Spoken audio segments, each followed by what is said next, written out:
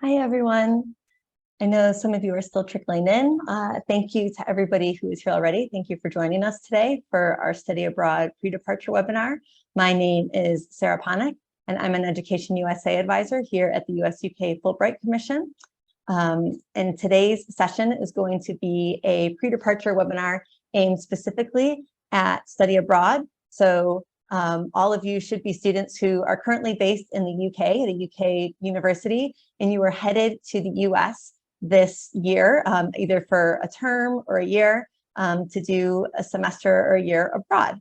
And so you've come along today to learn more about how to set yourselves up for success for your time abroad. And so we'll be talking today about how to make the most of your experience and giving you some top tips to set yourself up for success. And at the end, we will have time for a Q&A. I will ask that you hold any of those questions until the end. And we will be putting questions in the Q&A box at the end, because it might very well be that your questions are answered as we go along. I am joined today by my colleague Ellis, who will introduce himself in a couple of slides. So I'll have him pop up in a couple of slides to introduce himself. And he also did a year abroad as part of his degree. And so he'll be sharing about that. And just to let you know, this webinar section is being recorded. So this presentation part where I'm presenting and where my colleague Ellis is sharing his experience and answering your questions, this will all be recorded. At the end of this webinar section, after about an hour, we have an optional session that you'll be able to come along to and join. And so in the chat, I'll include a link to a meeting that you can come and join.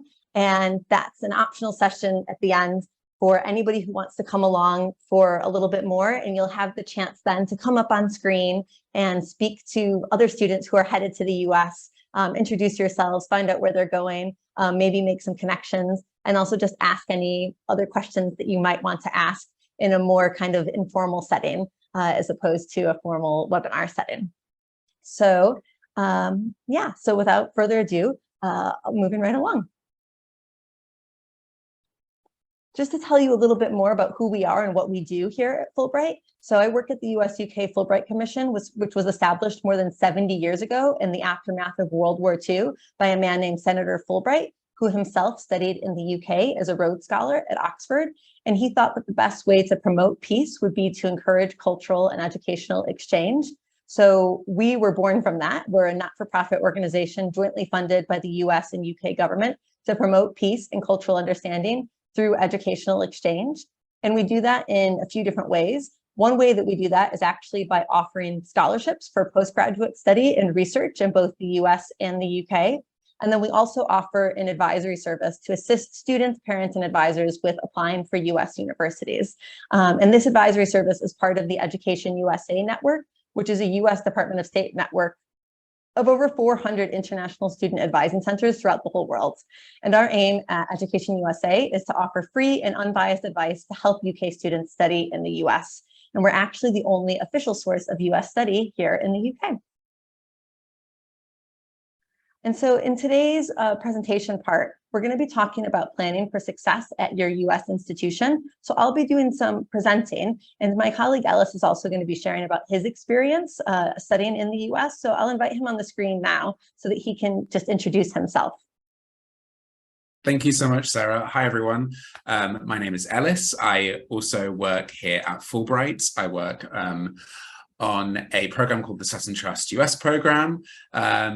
I did my undergraduate degree at the University of Hertfordshire. I studied music and business, and I had the pleasure of doing a year abroad to California. I went to California State University, Long Beach, in kind of the southern area of Los Angeles, and I can safely say it was the greatest year of my life. That's no word of a lie. I still think about it every day. So definitely sharing your excitement, your trepidation maybe, and definitely living vicariously through your upcoming experience. So excited to be sharing my experience with you and happy to answer any questions at the end. Thank you, Ellis. And so This presentation part is really going to be about giving you just kind of tools and resources and about how you can make sure that you're setting yourself up for success and where you can go to kind of find information. So first and foremost, our website, fulbright.org.uk. I'll show this to you again at the end, and I can even include a link in the chat at the end. Our website has a lot of pre-departure information, which includes information on travel, academics, living arrangements, campus life, US culture. So if you haven't already spent time on our website, then I highly recommend that you check it out and see the resources that are available there. And then I'd also like to focus on some things that you can do now and also when you arrive on campus in the US in order to set yourself up for success to enable you to make the most of your experience in the US. So first and foremost, a note on visas. And so here at Education USA and at Fulbright, we can't give any visa advice. And so if you are somebody who's come along with some visa questions, just be aware that unfortunately we won't be able to answer those today. But we did hold a whole visa session with colleagues from the consular section at the US Embassy. So on that pre-departure page of our website, you can go to watch that session. The recording from it is available. We also have slides available. If you want to email in and ask us for slides, we can send you the slides from that. And I also highly recommend checking out like the US Embassy's contact page on their website. They also have a visa FAQ section on their website, but we won't be able to answer any visa questions. But please do know if you don't have your visa yet and you're kind of in some type of waiting stage, do know that we've been in contact with the embassy and our colleagues at the embassy have reassured us that they are, really prioritizing student visas and trying to ensure that all students are getting their visas in time to go to begin their studies in the US. So do be aware of that.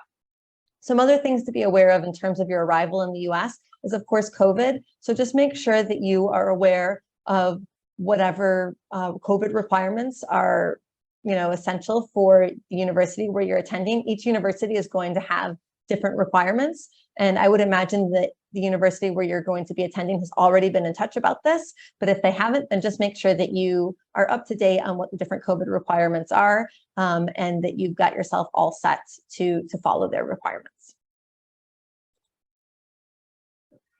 All right. The next piece of advice that I would give you is to attend the International Student Orientation if your university has one. The International Student Orientation is a great resource. It's a great opportunity to get to know other students, to get familiar with your campus and the surrounding area. Sometimes at an International Student Orientation, they help you get set up with your student ID. They might help you set up with a bank account. They might help you get a phone plan or a SIM card for your area.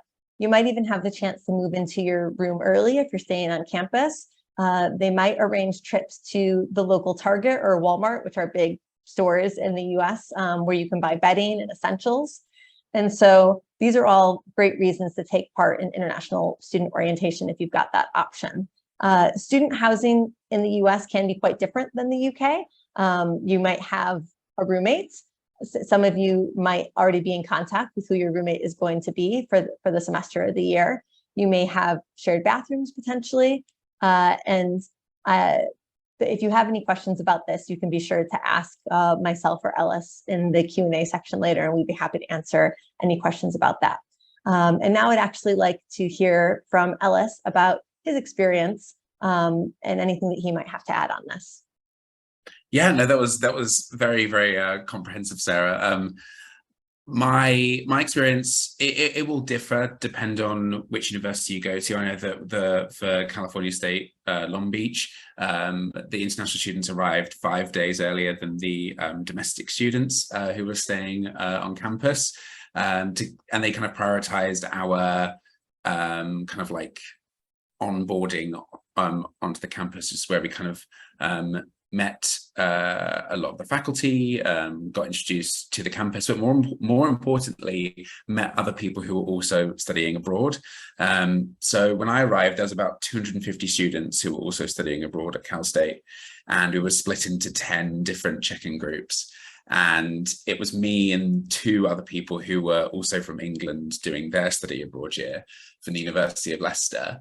And we were just like gravitate towards each other, and we became the best of friends and spent most days with each other from then on, just from that kind of 5-minute interaction in the kind of international orientation. But it was great to meet people from Germany, from the Netherlands, Sweden.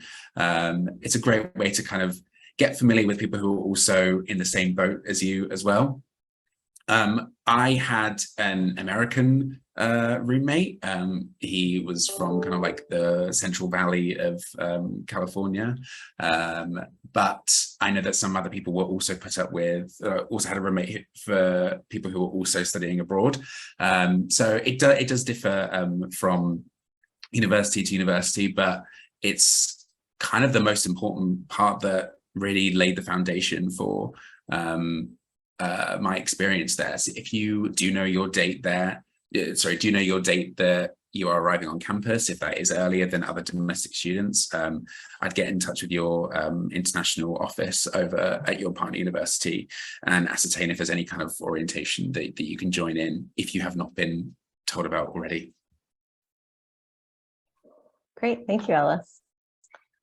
And that is actually a really good segue into this next slide, because the next thing that I want to talk about is just in advance seeking out what resources are going to be available on your campus. If you haven't already been in touch with the International Student Office for one thing or another, find out what the International Student Office does, what types of resources they offer. Sometimes the International Student Office has different activities. They might have different things that you can do. Where is it located on campus? Is there somebody that you can go in and meet and say hello to? Some other things that you can take a look at ahead of time once you arrive on campus. Take a look at what kind of mental health resources might be available on campus. Universities, even before COVID, were really starting to prioritize mental health and their students' mental health. And then especially during COVID and during COVID times have really prioritized and tried to kind of strengthen those mental health resources. So see what might be available to you as a student on campus. Universities really want to support their students. And so there are a lot of services that exist, and it's often just a matter of realizing what they are. You might also just want to see if there are other students from the UK who have gone to the university where you're going to be going. Perhaps there are other students from your own university that are going to the university that you're going to be going that you can connect up with. Maybe there's students from other UK universities, or maybe there's just other international students that you'll be able to form connections with while you're in the US. Another thing that we would encourage you to do is to get involved while you're on campus. I know many of you might already be involved in clubs and societies at your UK university. I would say that extracurriculars in the US are taken to a whole other level. In the US, the education really is not just about educating you inside the classroom, but outside the classroom. And so there really are a myriad of extracurriculars that are available. And I mean, even as you can see from this picture, just like cheering on like the university sports teams, whether it be the American football or the basketball, there's lots of different ways to get involved. A lot of universities are going to have a student activity fair at the beginning of each term, or at least especially at the beginning of the year. So you can go ahead and go to that and figure out which ones might be most interesting to you. A word of caution, you might find that you are interested in lots of different things and then quickly realize that on top of everything that you're doing with your classes, you might not be able to do it all, but you'll quickly find out which activities and extracurriculars will be the ones that you're going to focus on during your time there and be able to focus your attention on that. And again, I'll invite Ellis to come up on screen and share his experience of getting involved when he was in the US. Thank you, Sarah. Yeah, so Sarah makes such a good point about not, trying to do as much as you can, because there is a lot to do on every American campus. I was fortunate in the fact that my study abroad year was like an extra add-on year, and I didn't necessarily have to study anything that was related to my courses back home. So I just engineered a timetable for whatever, and whatever I could think of to study. And that kind of tied in with the extracurriculars that I was kind of getting involved in. So I took a journalism class, for example, and that led me to getting involved with the student radio and the student newspaper. I was the music columnist for the California State University Long Beach newspaper. So I essentially got to go to lots of gigs and concerts around the Southern California area and review them and have them published in the magazine. And I hosted a weekly radio show. And it's good because you have like a unique viewpoint. You're a UK national in America, and you can kind of bring that individuality to your campus, which they love to see, and they always are encouraging you to get involved in. But then you're kind of killing two birds with one stone as well, because the people who I was kind of with for my activities for the journalism and like, you know, the radio and the magazine, we also were the study group, because we became friends due to the class, in the same way that I was also part of the astronomy club, because I'd undertaken an astronomy class. So there was a bunch of us from that class who also went to the club, and then after the club did the homework and everything for that class. So you can find it to be really mutually beneficial, and also a great way to, you know, make even more friends and get involved on campuses as much as possible. Thanks, Alice.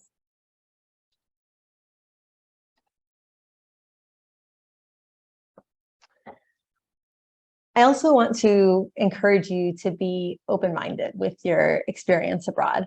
Part of why you're probably going to the US is because of the flexibility that it offers. Just as Alice was talking about, you might have the chance to take a class on a topic that you've never expected. Classes might seem very different in the US than in the UK. You can expect regular testing, regular homework.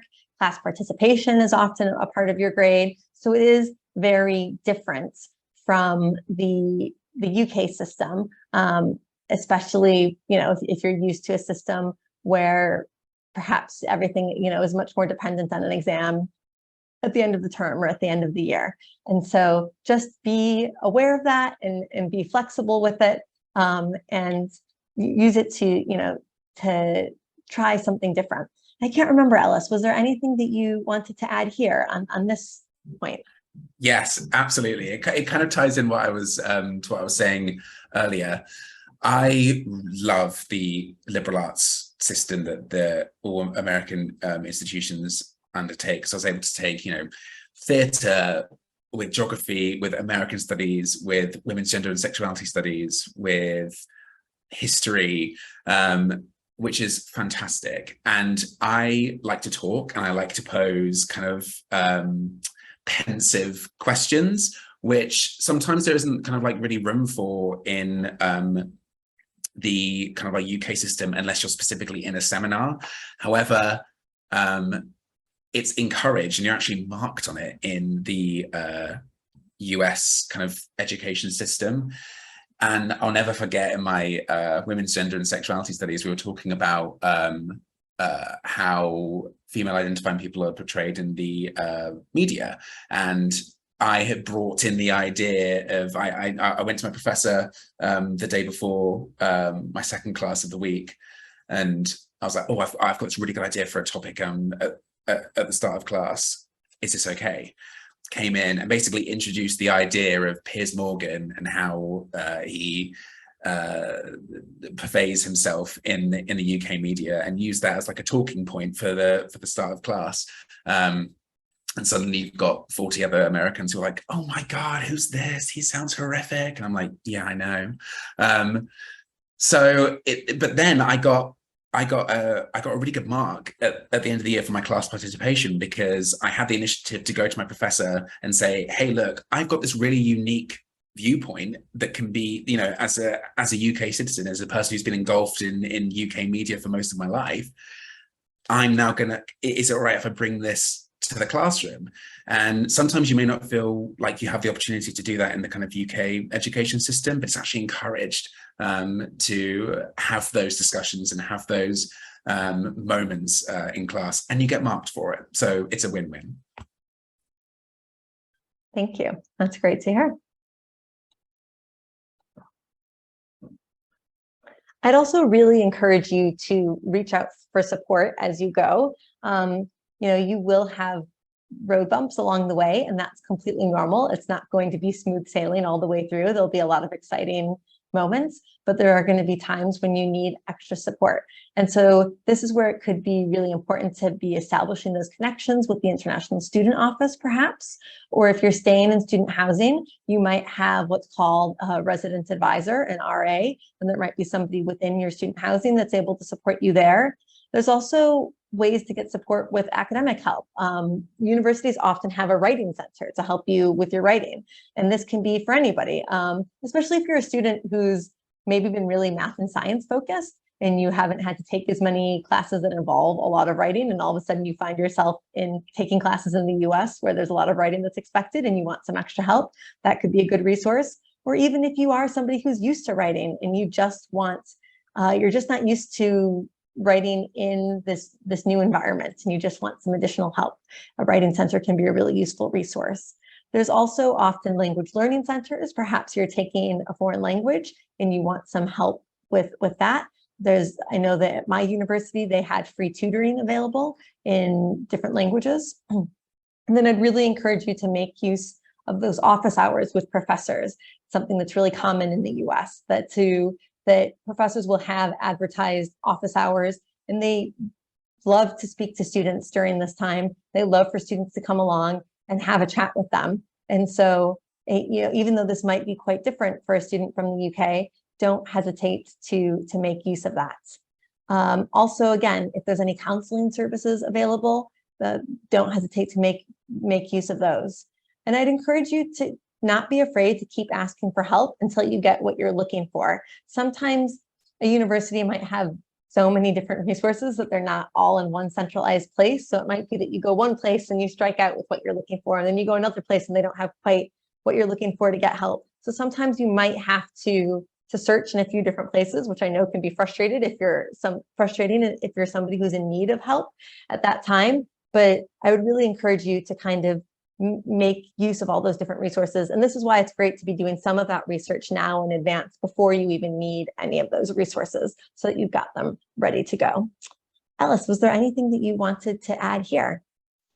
Yeah, just expanding on your point of the college office hours, I cannot stress enough how genuine and how important those office hours are. Like it's not like here, if you go to see, I don't know, a teacher at break time, or if you go to try and find your lecturer like after a lecture, and they're like, oh, they genuinely have these hours that are there for you. That is, they have dedicated that time to make sure that they can help you. And I ended up going to my American Studies professor's office hours even when I wasn't in his class, because he was able to like kind of help me find my feet in terms of trying to get over a bit of a culture shock if I was having trouble understanding how the finals work in terms of like testing and stuff.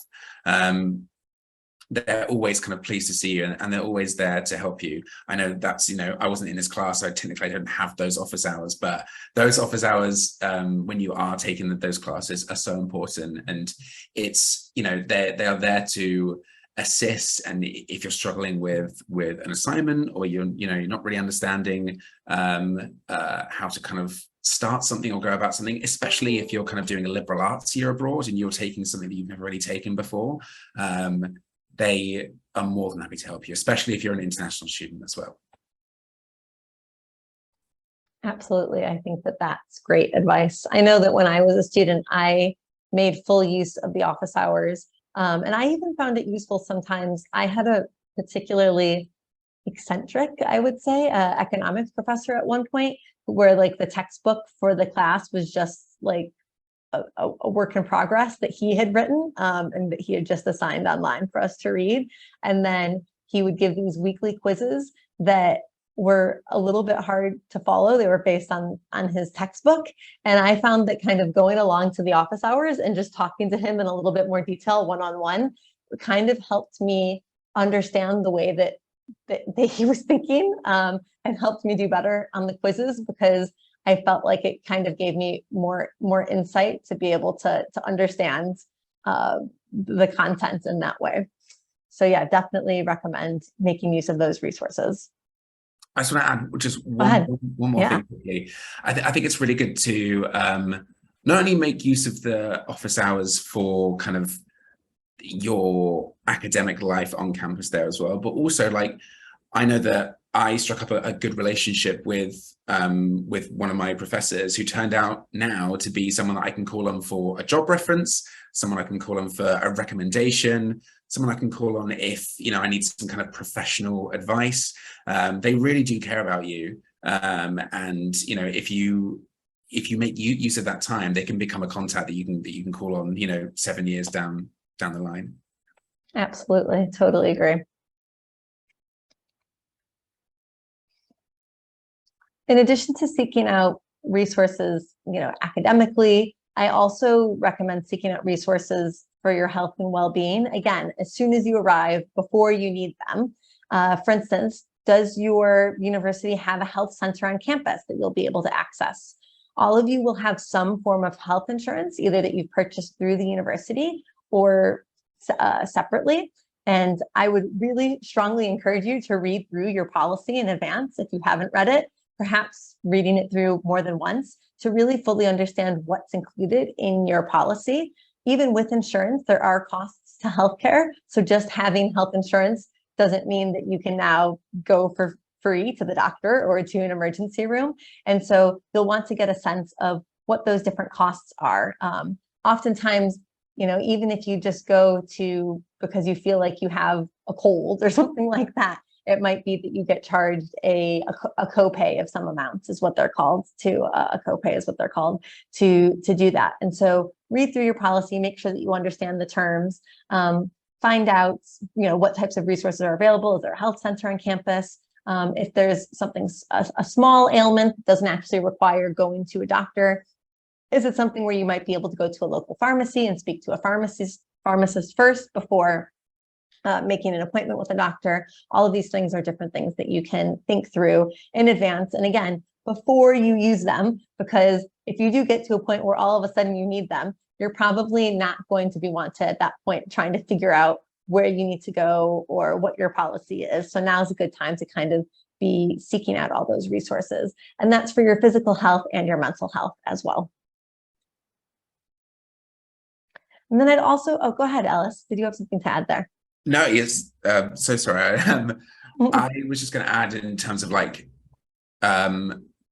making sure that not only you kind of like reading through the policy and understanding like how to kind of ascertain that healthcare, but also the kind of what I call life admin behind it, in terms of, you know, making sure that you know your policy number. If there's like a downloadable card that you can put into, like, you know, your Apple Pay wallet, or if you just need to know like your policy number, jot that down on like a little sticky note or your notes on your phone, so to make sure it's like easily kind of reachable to hand. That's something that I found. I was able to use a lot of the resources on campus.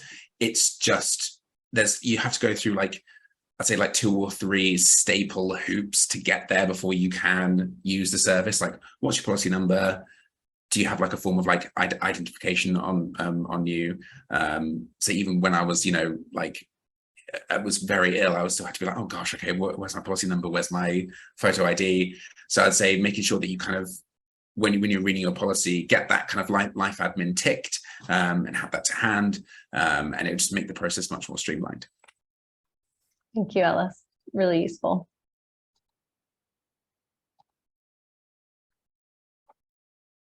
I'd also just like to talk a little bit about establishing balance. As I mentioned already a little bit, expect ups and downs throughout your time there and know that this is normal. It is, believe it or not, normal to experience a form of culture shock. You think oftentimes going from the UK to the US, so we speak the same language supposedly, and so it might not be that much of an adjustment, but it really can be. And there are going to be, even with the language, there's going to be different language things that you're learning along the way. There's going to be different cultural things along the way that you'll learn as you go. And know that it is normal to kind of get there, have everything be really exciting. There is kind of like a honeymoon period, and then it is often followed by a dip and then a readjustment period. And some of this you may have already heard from your university study abroad offices within their orientations for you, or maybe you've done some orientation with the university where you'll be studying. But just know that it is normal to have those ups and downs. And so, part of what this presentation was about was kind of having all of those resources ready to go so that when you are experiencing those difficult moments, that you've got support services and networks of support to rely on when you're in the US. And lastly, I just want to encourage you to enjoy the adventure. As you've heard from Ellis, I think, without a doubt, he says it's one of the best experiences of his life. Whilst you can tell from my accent, I'm originally from the US myself, and I did both my undergraduate study and postgraduate study in the US. I did have the opportunity to study abroad twice in Spain and China myself, and I am lifelong friends with some of the people that I studied abroad with, and so I really encourage you to enjoy your time abroad and have as much fun with it as you can. I'd also just, again, quickly like to highlight some different ways that we can help as you go into these next few weeks. So as I mentioned earlier, we have pre-departure information available on our website. So this is our website, Fulbright.org.uk. And you can see that there's a section called Going to the USA. And at the bottom there's a pre-departure section. And so that's the section that you can check out if you want to watch our visa webinar, if you want to see more information about kind of culture, housing, all that kind of stuff. There's information available there on the website. Our website is also a useful resource for information and events. If, let's say, you go to the US and you say, I would like to come back here for my postgraduate study, we can support you with that down the line. So we offer webinars and information and advice and even scholarship money for students who are looking to do their postgraduate studies in the US. And so feel free to kind of come back and make use of our resources at that time. If after this session today, in the coming weeks, you think of any questions that you forgot to ask us and you've got any questions that you're desperate to know the answer to, we also take questions by email at advising@fulbright.org.uk. You can put these links in the chat, or you can go to the contact page on our website and fill out the form there. We also have video appointments available if there was something that you want to discuss one-to-one with an advisor. And so don't hesitate to reach out if you have any questions that you think of after today. So that's the conclusion of the presentation part. And so now I'd like to open up in the Q&A box to questions that Ellis and I can answer. And I would encourage you to think of questions that would be most helpful to the whole group. Perhaps if you have any kind of really specific questions, that might be a case for where you can email us or sign up for a video call and we can try and answer some of those really specific questions. But otherwise, go ahead and put those questions in the chat and we can try or not in the chat, in the Q&A box, and we can answer as many of those as we can. And apologies if you're hearing any kind of banging coming from my headphones. Ellis and I have construction. We're right here on the River Thames in London, and they're building a super sewer here on the River Thames. And so that's happening right behind me. And so apologies if you're hearing any of that. I'm just going to pull up the links to the pre-departure page for you. I'll throw that in the chat, and then we can start answering some of those questions. So here we are.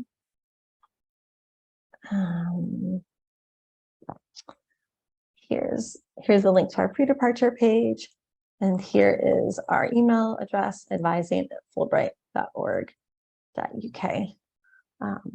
And just a reminder that at the end of this Q&A section, we'll have an opportunity. We'll end this recorded part of the webinar and we'll go into a more informal meeting where you'll have the opportunity to come up on screen and meet each other if you would like to. Okay, so first question, what is your advice for banking as an international student? Any particular banks that are better than others? Oh, that's a good question. I personally took the route of not opening an account in America purely just for 1 year or 1 semester, because I don't know, might have been difficult to close. So I opted for a bank here in the UK. It was fledgling then, but now it's kind of more established, Monzo, which has no fees for withdrawing cash abroad. You can use it to transact on kind of like contactless and chip and pin devices, and it will convert the currency there and then. And the best thing is you don't have to open anything up in the US. You don't have to close anything as well. And yeah, you can just you can open it now for when you head out.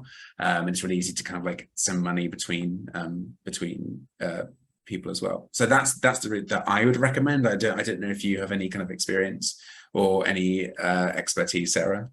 I think that's really good advice when you're doing kind of a short-term program, such as a term or a year abroad.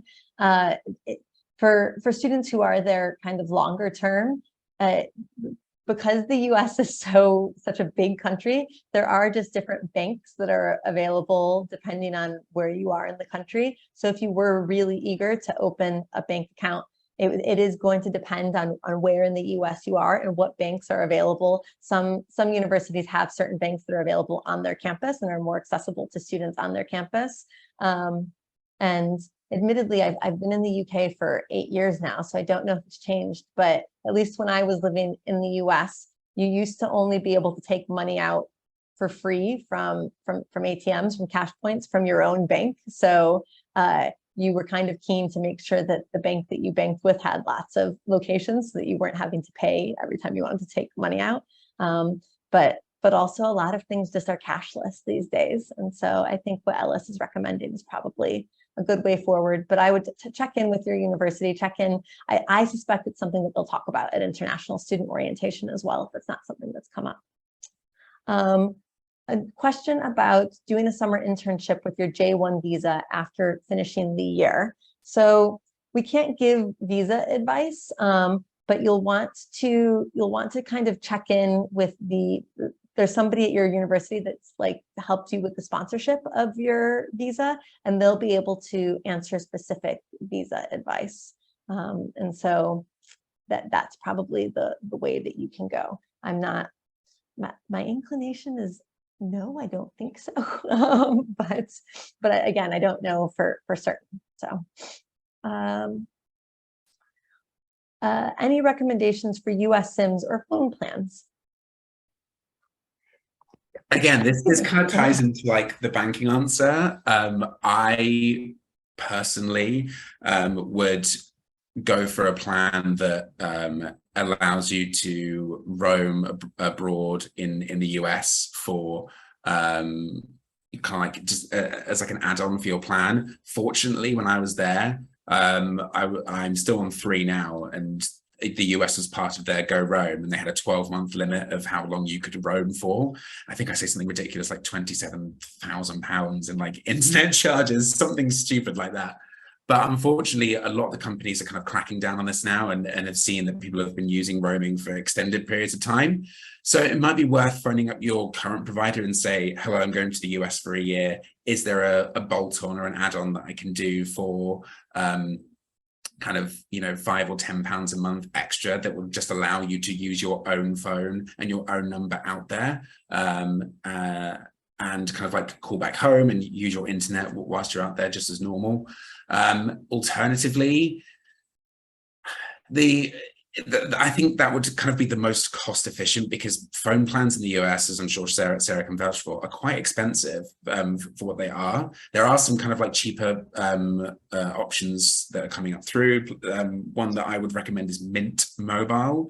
They're kind of like a no frills, unlimited calls and texts, and then data based on like a price point. I think unlimited data is $30 a month. You just have to know like what your campus address is and what room you're going to be in, so you have a US address to be able to register for the phone plan. Another one, I can't remember the name of it immediately, but there are some where you can just go to a store, again, part of your kind of life admin, establishing where the Target or the Walmart is, establishing where your health center is, and establishing where your nearest phone shop is. You can go in and set up a plan and pay in cash in the shop. So it's kind of exploring options, see what works best for you. The top priority, I would say, is to contact your own provider and say, hi, is there any way that I can have like an add-on to my current plan that will just allow you to use it for that 12-month period.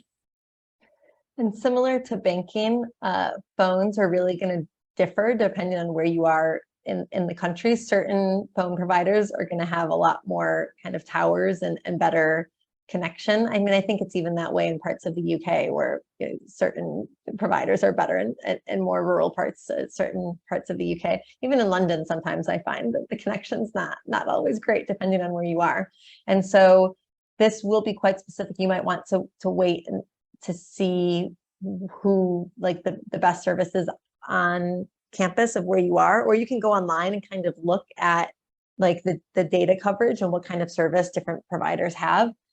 You may even, I know Alice mentioned 3, you may even be able to get like a pay-as-you-go plan for at least when you first arrive in the US. If you were to contact your current provider and find that it was like astronomically expensive, maybe you could at least get like a pay-as-you-go SIM card and set it up. You have to set it up before you go. If you want it to work in the US, you need to kind of activate it here in the UK before you go. But that might be able to at least tide you over until you figure out what you're going to do when you're in the US. And to be honest, I have heard from students, now this is completely up to you, but I have heard from students who have depended entirely on Wi-Fi whilst in the US, especially if they're only there for a term, depending on what your campus is like and what city you're in.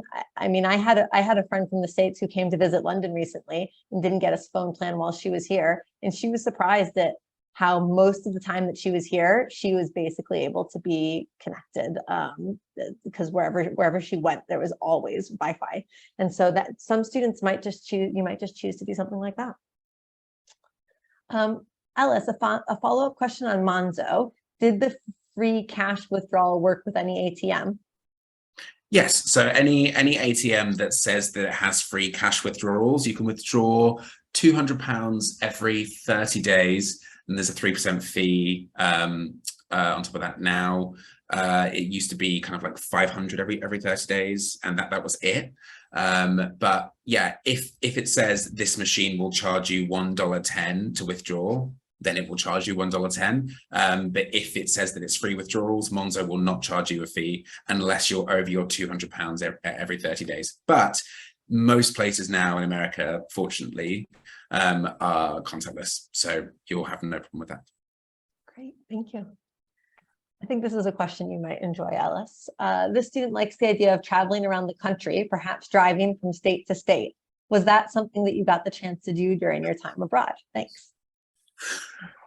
I love this question because 2 weeks before, I knew you would. 2 weeks before I was due to go out to the US, I was like, gosh, I'm in California, I'm going to need a car. And this will differ state by state, but in California, you can use your UK driving license as a valid driving license in America. So I went onto Craigslist, I bought a car for $1,500, found an insurer that could take UK licenses, Progressive Insurance, if you're thinking about doing this. Got my licensing tax and registered it to my campus address, and basically put 80,000 miles on in about 11 months. Just I'd managed to have a timetable where I was only in Monday, Tuesday, Wednesday. So I had Thursday, Friday, and the weekend to study and to kind of just go exploring really. So I drove up to San Francisco, drove into Oregon, I drove to Nevada, through kind of like Death Valley, drove to Arizona, in my 1997 Toyota Camry, who I named Camila, and I miss her very much. But yes, please do check whichever state you're going to, whether or not you, and of course, if you have a driving license already, if you can use your UK driving license for as a valid form of license in that state. If not, it might be a case of going to the DMV and getting a license from them, which you can do if you have your J1 visa, your proof of address, and your UK driving license. If you've got those three things with you and you go to the DMV, you can get a license that says like state of Wyoming or state of Connecticut, and you'll be able to then purchase a car and tax it and insure it.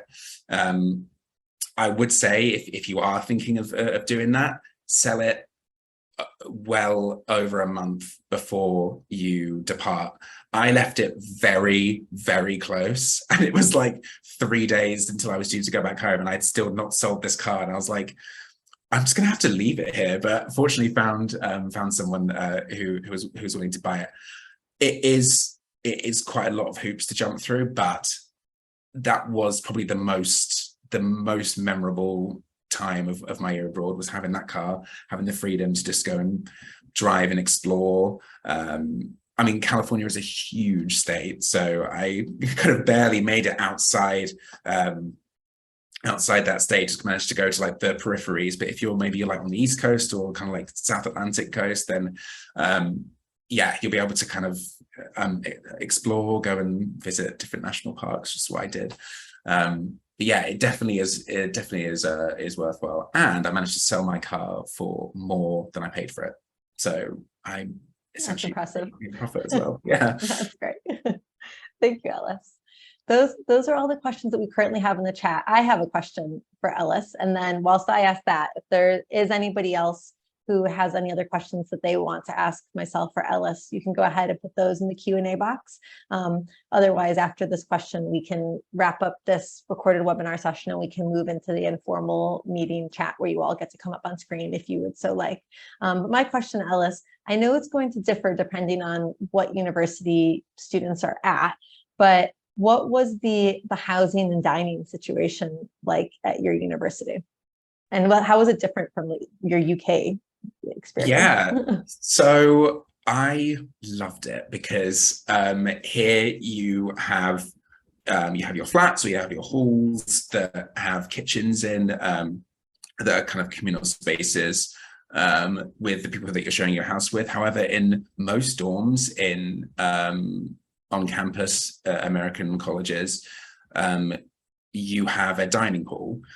So your dorms do not have the kitchens, and if you want to go and get food, you go to your kind of like your specified dining hall.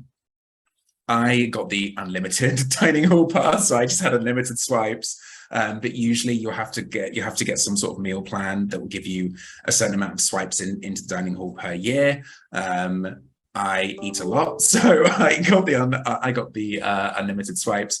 But it's honestly just having a wide array of breakfast there. Not only is it convenient, it's just fun. Like, it's just fun to be like, oh my gosh, I wonder what they're going to be cooking for us tonight. You have different themed nights. It opens super early, so especially if you're going to like the gym in the morning early, you can get your breakfast super early as well. And if you don't like anything that's there, most of the time you can just say to the cooks, oh hi, can I have a grilled chicken breast and some rice, please? And they're like, yeah, sure. And they'll just make it for you. So you are constrained to the times that the dining hall is open. But especially where I was in California, they had a whole array of fruit. And I was like, this pineapple probably came from down the road. Like, it's just the freshest thing ever. And yeah, that was again, that you're bringing back so many memories, Sarah. That was one of the highlights of being on the campus, especially when you have like Minute Maid lemonade from a dispenser you can just go and get unlimited refills of. Amazing. Yeah, really, really love the dining hall aspect of campus life. Great, thank you. Somebody's asked what public transport is like, and I'll start. And if Alice, you do have anything to add, you're welcome to. I would say this is something that's really just going to depend on where you are in the US. And so this is something that you can kind of look at in advance, especially if it's something that you're thinking about. Big cities tend to have more robust public transportation networks, but also college towns actually can be quite good for public transportation as well, because they want students to be able to get places. And oftentimes students might not have a car. There are some universities that don't even allow first-year students, for instance, to have cars. And so there are going to be a lot of public transportation options available at university campuses for this purpose. And especially if you're at a university that maybe is kind of more suburban, like where you're outside of a major city, but you're not in the major city, oftentimes they're going to have really good links to that major city, because that's one of their selling points of getting students to that university, is that they've got access to this big city and all that the city offers. I don't know if there's anything that you'd like to share there, Ellis.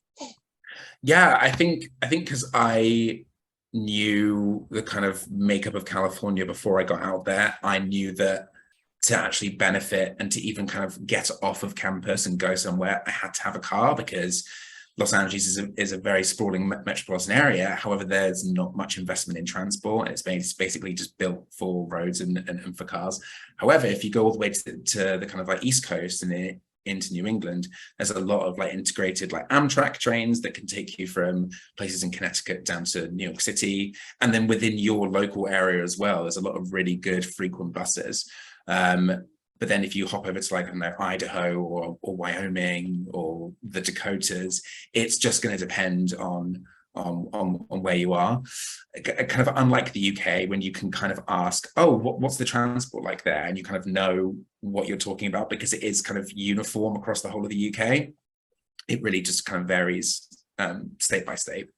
And the reality is that even if you are somewhere where a car might be beneficial, you're likely going to know somebody who has a car. I'm imagining, Ellis, that you probably ended up driving around a fair few of your friends at some point during your time there. Exactly. Yeah. If I can give you the golden priority for your study abroad year, it's make friends with someone who has a car. Like most of the American people who will be on the campus will have a car in some capacity. So if you're not the person to have that, if it's not financially viable, or if it's not needed, or if you just don't want to, or if you can't, make friends with someone who has a car. It will just make everything so much easier. Yeah, I would say I went to university in Chicago, so like in the actual city itself, and we had two kind of main campuses, one that was in the Loop, kind of downtown area, and one that was in a neighborhood called Lincoln Park. And we actually had public transportation included as part of our tuition. We had like a pass so it was just, it was just part of your tuition, so it cost nothing extra, and you could use it 24 hours a day. And so I did not have a car, and I didn't need a car. And in fact, it would have just made parking really difficult and expensive. And so yeah, it does really just depend on where you are. So I think that's really, really good advice. Like I also had a pass that allowed me to use all the beaches and all the buses around Long Beach. So I was able to kind of go around the local area for free as an international student at Cal State Long Beach. But obviously, like for my personal circumstances, anything further, I was using the car. But getting around your local area, there will be resources and kind of like funding from your university as an international student for you to be able to kind of get around, so you're not kind of constrained to just the campus. Well, thank you so much, Ellis, and thank you to everybody who has tuned in for this session. As I said, this session has been recorded, and so I will be sending out that recording hopefully later this week, but by next week at the latest. As this session wraps up, I'm going to put a link here in the chat, and you are invited to join us for an optional session that's immediately following this for the next half hour. And in this session, you'll have the opportunity to come up on screen. We'll go into breakout rooms, and you'll be able to meet other students who are headed to the US, introduce yourselves to each other, maybe do some networking. and also just ask any other questions that you might have in a more informal setting. I will say this isn't going to be immediately available because I have to end this session first and then start the next session. So I'm putting the link here, but if you are to click on it now, it'll probably say this meeting has not yet started. But go ahead and save that link off to the side somewhere, just because once the session ends, you won't have access to it. So go ahead and save that link off to the side. And then once the session ends, if you would like to join us for that, you can come along for the next half hour to that session. And we look forward to having you there. Again, thank you all for joining. And thank you, Ellis, so much for coming along and sharing your experiences. I know that I found it really great to hear those experiences, and I'm sure that all of the students tuning in did as well. So thank you very much. Thank you very much for having me. I appreciate it. All right, everyone. Hope to see you in the next session. Enjoy the rest of your afternoon. Bye.